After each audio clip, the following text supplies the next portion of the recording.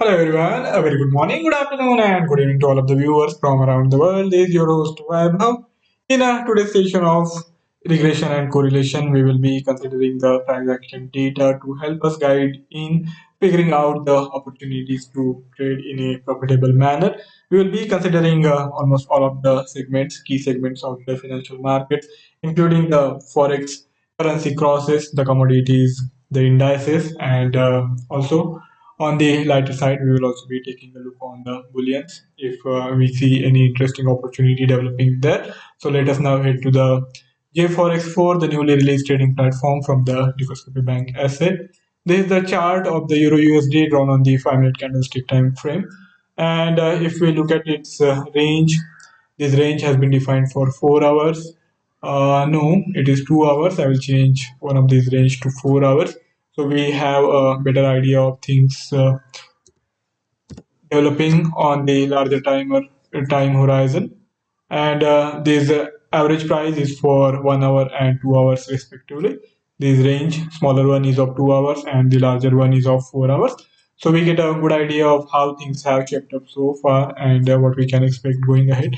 But since today is the Thanksgiving holiday in the United States, I'm not really expecting any big moves later in the day.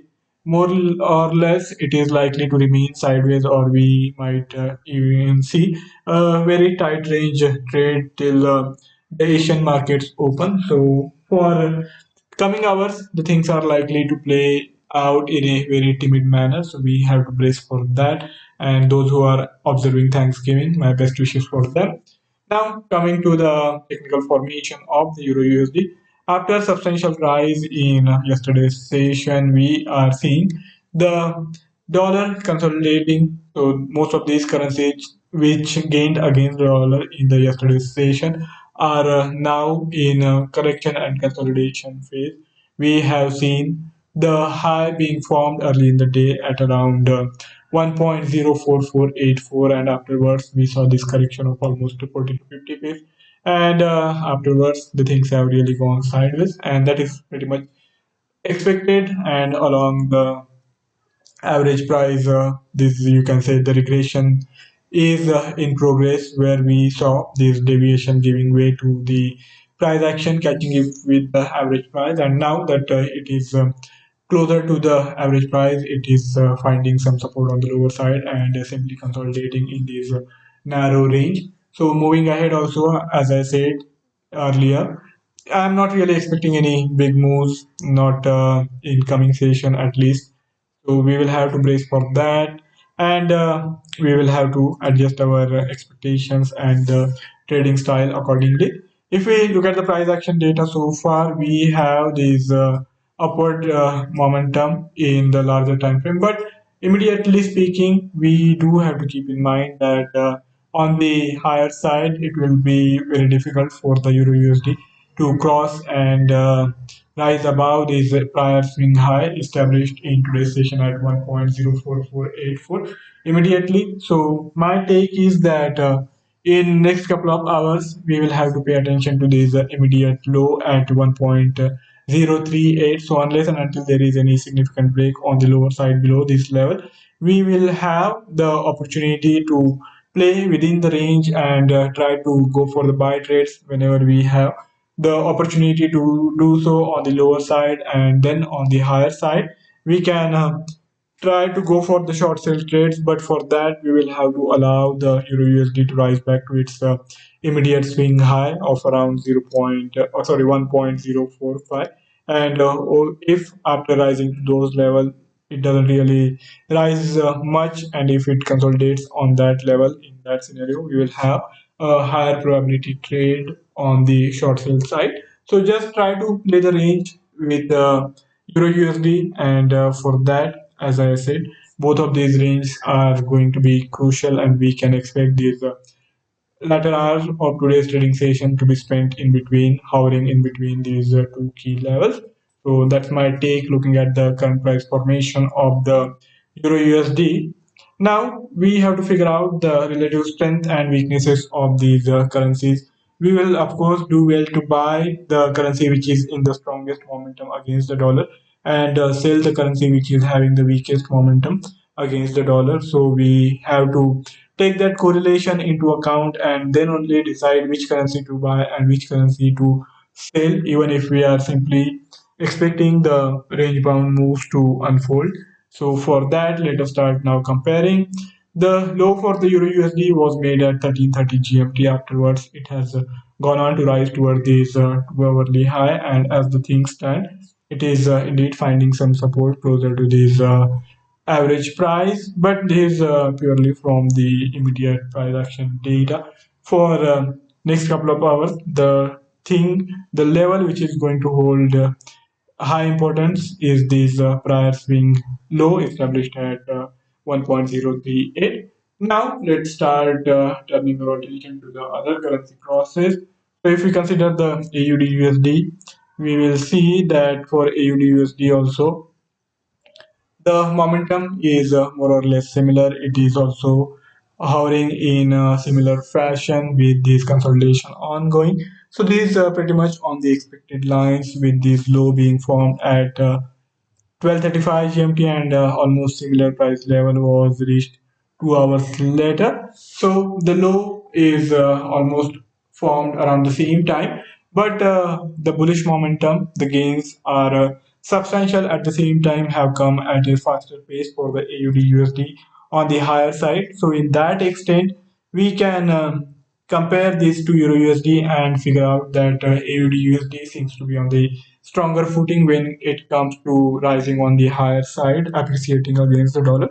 So if you are simply looking for a buy trade against the dollar, if you want to short the dollar, then I think AUD will make a better choice compared to the euro, as we have this fresh 4 hourly high also in place, which is not really the case with the Euro USD.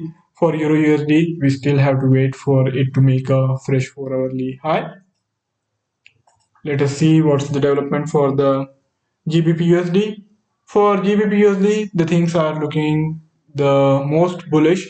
It made this 4 hourly low quite early in the day at 10:30 GMT. Afterwards, it has continued to rise, and right now it is far more closer to the day's high compared to all other currencies which we have seen so far, the AUD, USD, and the Euro USD. So the first preference on the higher side for a buy trade needs to be given to the GBP USD. And if you are waiting with the dollar, if you expect the dollar to strengthen, in that case, I think the first choice will have to be Euro USD. But before we reach a conclusion, we of course have to get all the currency crosses, the 7 currency crosses in comparison, and only then we will have the clearer picture. For NZD also, the things are looking quite upbeat, though not as upbeat as GBP USD. But here also, as you can notice, the high was made pretty earlier in the day. After that, it started to rise, and even now it is fairly close to the day's high. It is not far off from the day's high.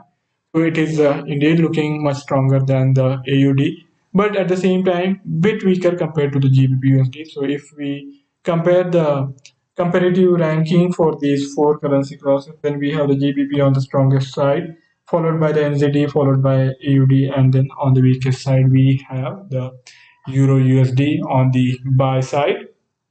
Now we invert the scale and compare the USD CAD, USD CHF, and USD JPY to figure out the momentum therein. For USD CAD, the things are looking strong as well, but for it, the thing is that it is more of a mixed picture compared to much more clarity we have in case of the GBP USD and the USD. Here, it made this 4 hourly low at 1.333355 at 14 GMT. That's quite recent, but then at the after that, it went on to make this fresh 4 hourly high as well. So it seems that for the USD CAD, the range is there, well defined, but it is not substantially strong. So we have to keep it on the back burner, as the CAD is not strengthening that much against the dollar. Rather, it is quite timid, and as of now, it seems it is the weakest of all the 4 currencies which we have seen for even weaker compared to the euro against the dollar. For USDCHF, for USDCHF, there were substantial gains early in the day when it turned the corner after making this low at 0.9386 and went on to rise almost 60 pips from there onwards.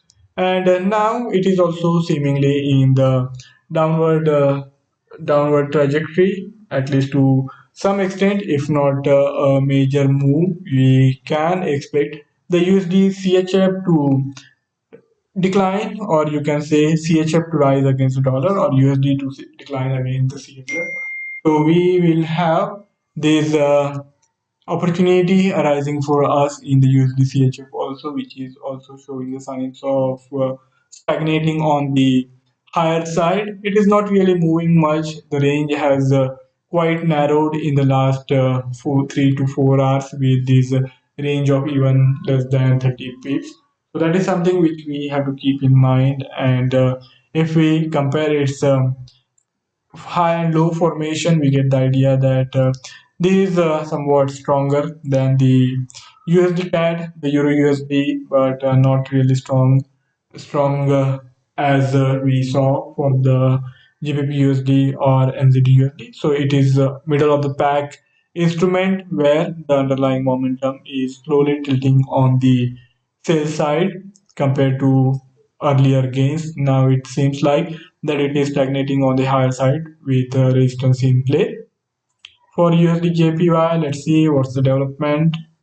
For USD JPY, the JPY has been strengthening quite a lot, and it has continued to do that in today's session also. After there is a substantial decline with this new low coming in quite close to 138, we have earlier in the day the strongest momentum for the USD JPY, but since it made this low, it has now gone sideways, and even now, I think the momentum is still fairly on the bearish side. The JPY has continued to strengthen, and it is even expected to strengthen further moving ahead, and we can expect this instrument to make a fresh low, but we have to also live with the possibility that there might not be any substantial gains, and it is the more likely to play within the range with this range of around 40 to 50 pips in play.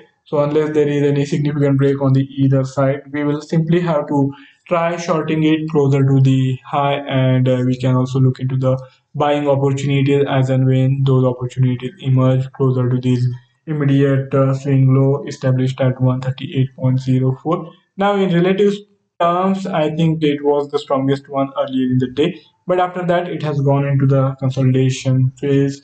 Whereas if we consider the other currency crosses like GBP USD or even NZD USD, where the gains are of recent vintage. So on that count, the USD JPY needs to be cast somewhere in the middle as of now, looking at the current price perspective, but it has gained, or you can say it has lost the most in absolute terms. So from that point of view, the strength is quite good, but for immediate trade it will be a better idea to go long in the NZD or GBP for that matter compared to shorting the USD JPY. The JPY is also in the strong bullish momentum, and it has continued to gain ground against the dollar, but in relative terms the GBP USD seems to be leading the charge currently. Now we turn our gaze to the developments in the equity market for European trading session. As the US markets are closed, I am not really going to stress much on the developments in the US equity futures. Here, if you consider the price action of the DAX, it went into decline after making this high at 14,475. And this decline is not really that significant. It is simply keeping up with the consolidation phase where it corrected somewhat from the higher side, but at the same time, it has been able to hold on to almost more than half of the prior gains. So that's an interesting development here. And as long as this prior swing low remains intact, we can continue to hope for the further rise in coming hours, if not in today's session, at least after the start of tomorrow's European trading session. So that's something we can anticipate and then plan our trading strategy accordingly. So here, if you consider the price action for the DAX, the range is quite low at around 70 pips, and right now it is indeed finding some support with this low who are holding well for this hour. And if we don't really see any significant break on the lower side, I think we can even go for the long trade in the DAX after due consolidation. So watch out for this level of 14,500, and if it seems to be holding closer to this level, then I think a trade also can be taken on the long side where we anticipate further gains coming ahead for the DAX. But before we finalize the decision to trade in the DX, we will have to consider its relative positioning. So for that, we compare it with the FTSE 100. For FTSE 100,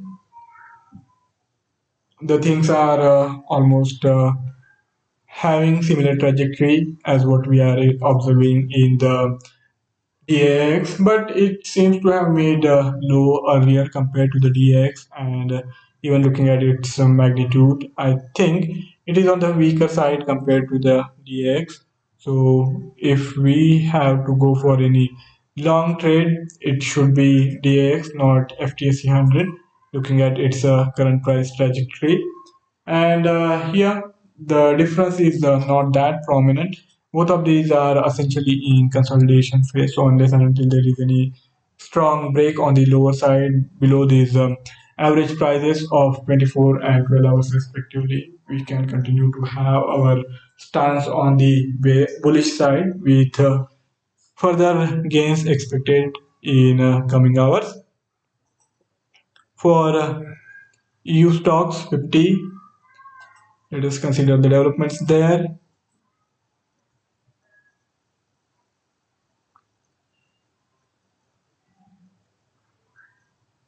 For EU Stock 50, we have the formation where we are observing some consolidation at around 3950. If we consider its prior formation, this area where it was consolidating and stagnating, but then after this break, it went on to rise. Now that same swing high area, I think, is acting as the support. So here also the expectations of further rise after due consolidation still hold well. So all we have to do is wait for RR2, and if we seem to have this support area well respected by these stock 50s price action, then I think we can even go for a long trade closer to the current low price of 3,950. Now let's see the developments for the US equity futures, but as I said, not much weight has to be attached to the price action data of the US equity futures going into the North American trading session, as we are likely to see a subdued subdued momentum prevailing in the US equity futures as the cash markets are closed. For the Dow Jones Industrial Average, the range has been fairly narrow with 60 to 70 points movement so far. And here also, the outlook is similar, and it is expected to hold this prior swing low, and maybe it might even try to rise back towards the day's high. But as I said, for that trade, the DX seems to be the better placed trade compared to doubling our